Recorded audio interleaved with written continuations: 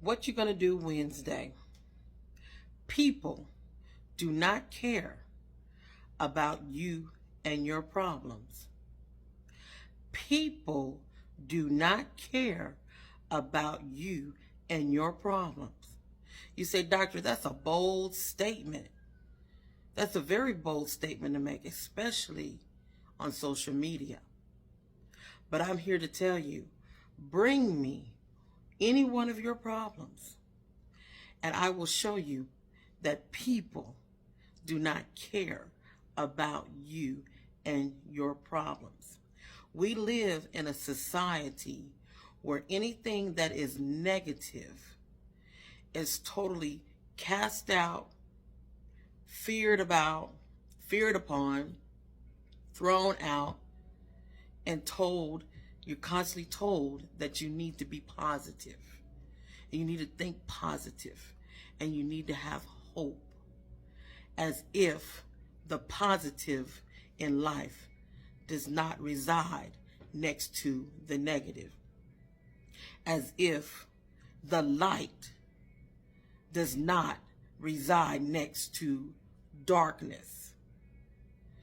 God said in the parable of the wheat and the tare, let them grow together.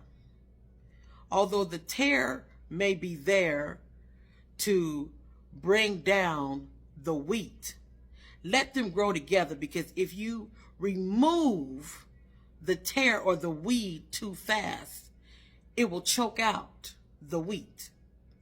So let them grow together, and once it's fully developed, then God or your higher consciousness or you will be able to see how to remove what is not serving you well, what is not doing well for you.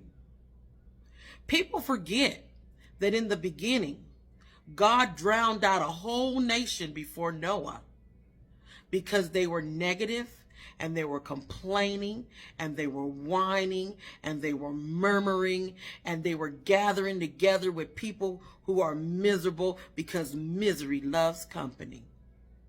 But I'm here to tell you, baby, people don't care about you and your problems.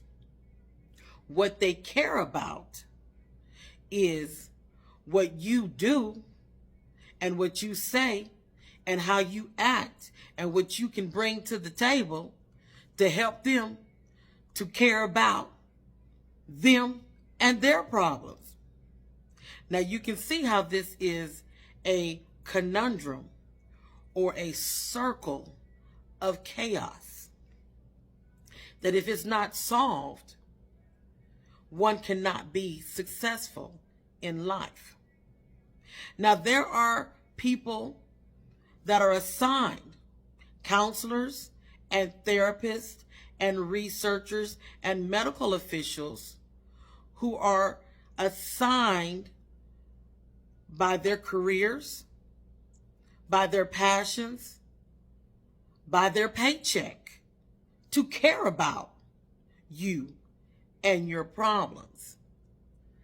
And I ask you to take advantage of those people. Yes, I am included.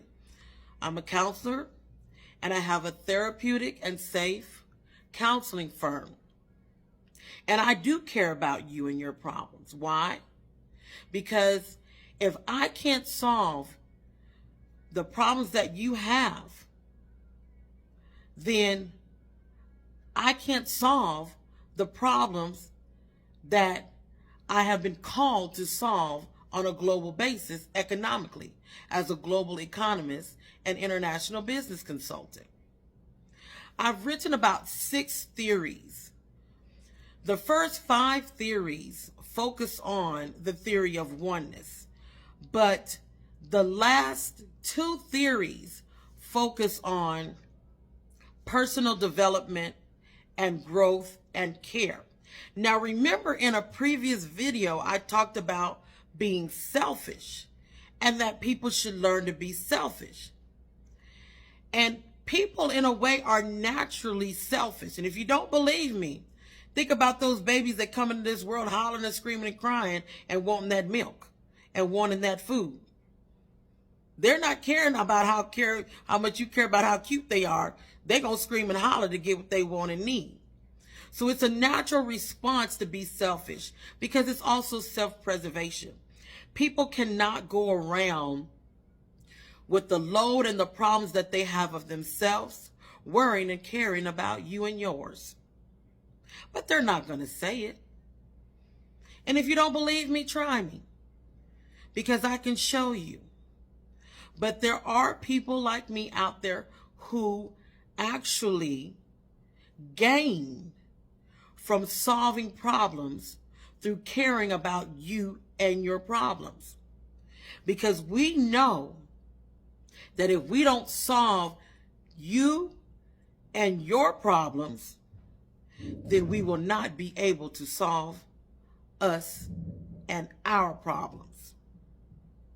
Remember to hit me up for your one-on-one, your luncheon, table talk, boardroom talk.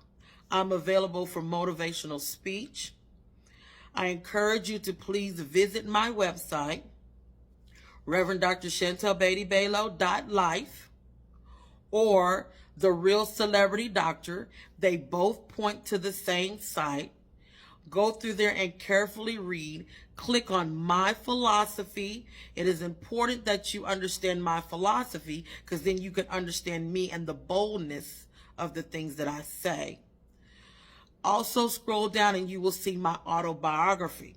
It is important that everything that you are learning in social media, in school, and in the books that you read, that you know about the person who wrote the course or the book or developed the media that you're watching. If you don't know about that person, then you don't know who you may be taking advice from and following. I encourage this all the time as a professor with my doctoral students, that the autobiography is the beginning, and looking at the author's worldview is the beginning of research. Because there has been issues in life where people have been racist, practicing white supremacy, opposed to Jews, opposed to gays, opposed to different races and cultures and ways of life.